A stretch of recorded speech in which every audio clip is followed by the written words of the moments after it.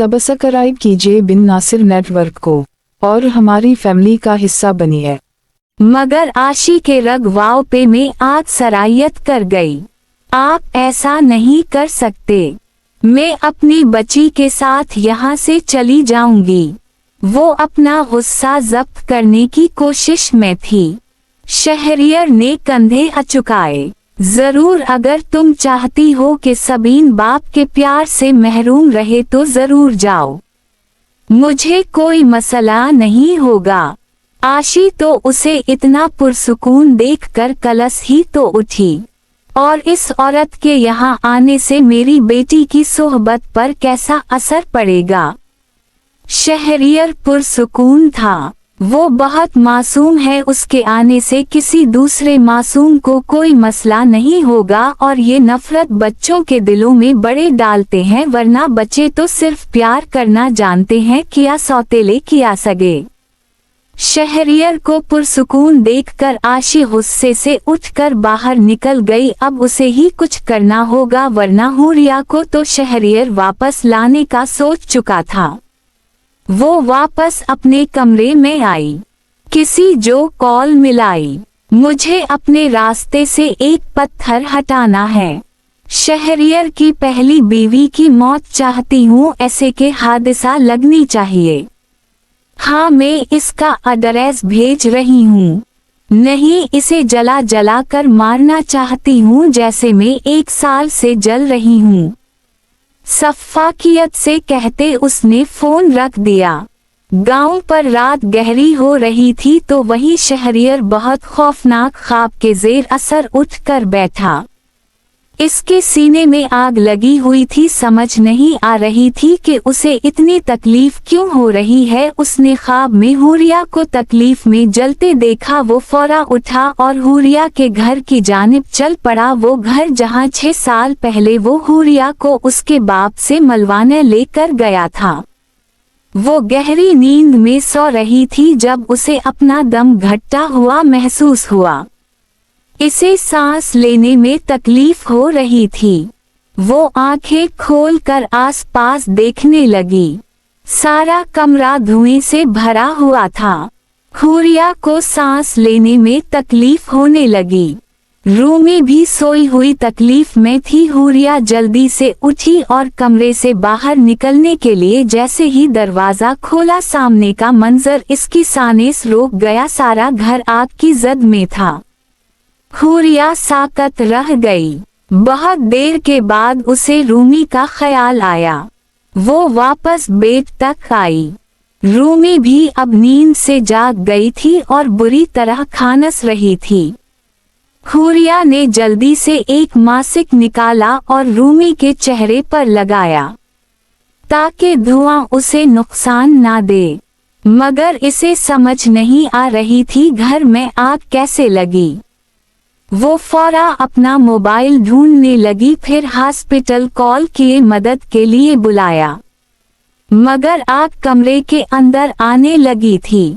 ऐसा लग रहा था जैसे आग नहीं, वो पानी है जो खुद ही अपना रास्ता बना रहा है। कुछ ही मिनट में सारा मोहल्ला इकट्ठा हो गया। सारे लोग आकर आग को काबू करने की कोशिश करने लगे, क्योंकि धुआं सबके घरों में गया था। हुरिया का खानस खानस कर बुरा हाल होने लगा। कमरे में इतना धुआं हो गया था कि कुछ नजर नहीं आ रहा था। रूमी भी शायद खौफ और डर से बेहोश हो गई थी। हुरिया बेड के किनारे टकी हुई थी, क्योंकि कमरे का सारा दरवाजा जल गया था। और फिर वो कब होश वाओ हवास से बेगाना होती बेड से नीचे गिरी, उसे कुछ पता ना चला।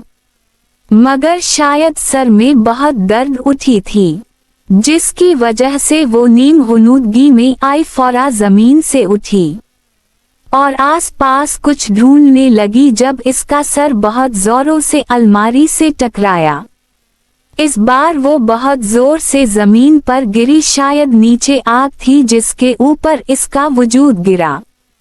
उसे अपने जिस्म का एक एक अनग एक बार फिर आग में झुलसता हुआ महसूस हुआ, जैसे 6 साल पहले हवेली के किचन में महसूस हुआ था। इसे लग रहा था वो आग में जल रही है और कुछ ही मिनटों में जल जल कर मर जाएगी। शायद इसकी कलाइयाँ जल रही थी या शायद कमर, वो नहीं जानती वो कहाँ कहाँ से जल रही थी, मगर इस बार वो उठ ना सकी। शायद सर से खून भी निकल रहा था। वो बेबसी से जमीन पर लेटी रही।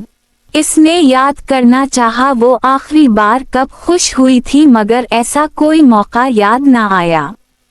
इसने अपनी जिंदगी की सबसे बड़ी हसरत याद करनी चाहिए, सबसे बड़ी ख्वाहिश याद करनी चाहिए, और फिर उसे वो ख्वाहिश याद आ ही गई। अब हम वेलकम करते हैं स्टेज पर topper of the year doctor Huriya Shahriyar. सारा ऑडिटोरियम लोगों के हुजूम से भरा हुआ था जब उसे स्टेज पर बुलाकर इसकी डिग्री दी गई थी। कितनी ख्वाहिश थी कि इस दिन वो इसके साथ होता, मगर वो कहीं नहीं था। जैसे ही शहरियर हुरिया के घर की तरफ आया, उसने देखा सारा मोहल्ला इकट्ठा था, हर तरफ आग ही आग और धुआं ही धुआं था। उसे सांस लेने में घटन होने लगी। बैरूनी दीवारों की आग पर काबू पाने की कोशिश जारी थी। वो फौरा अंदर की तरफ भागा। लोगों ने उसे रोकने की कोशिश की, मगर इसे कोई होश ना रही। उसे सिर्फ हुरिया की फिक्र हो रही थी। इसे महसूस हो रहा था जैसे वो आग इस मकान के अंदर नहीं, शहरियर के अंदर कहीं लग गई है। वो अपने होश हवास काबू करता आग को फैलांग कर अंदर भागा था। सारा कमरा आग की नजर हो चुका था और वहीं वो जमीन पर गिरी हुई थी। बीवी शहरियर को लगा इसकी सांस बंद हो जाएगी। इसे अपना दम घटता हुआ महसूस होने लगा। वो चीखता हुआ उसकी तरफ बढ़ा। जल्दी से इसके आसपास लगी आग बुझाई। बीवी आंखें खोलें। शहरियर ने तड़प कर इसके चेहरे को थपथपाते हुए फरियाद की। इसे झंझोड़ा कि वो कुछ होश में आई। धुंधली होती बसीरत के साथ उसने शहरियर को देखने की कोशिश की। मरने से पहले वो उसे ही देखना चाहती थी। इसने अपना हाथ हिलाना चाहा, मगर हाथ में बहुत तकलीफ उठ रही थी। बहुत मुश्किल से अपने लब हिला पाई। रूमी, मेरी बच्ची, इसे बचा ले। आज हुरिया शहरियर की मोहब्बत हार गई और ममता जीत गई। मरने से पहले उसे सिर्फ और सिर्फ इस नन्ही सी जान की फिक्र थी, जिससे उसका कोई खून का रिश्ता नहीं था, मगर एहसास का बहुत गहरा रिश्ता था। उसने अपने जिस्म की सारी ताकत को नचोड़ कर सिर्फ एक टूटा फूटा फिक्रा कहा और फिर होश वाव हवास से बेगाना हो गई। बीवी, प्लीज आंखें खोलें, मैं आप दोनों को बचाऊंगा। इसने तड़पते हुए उसे अपने सीने में भैंचा, मगर शायद जुदाई का असल वक्त अब आया था। To be continue.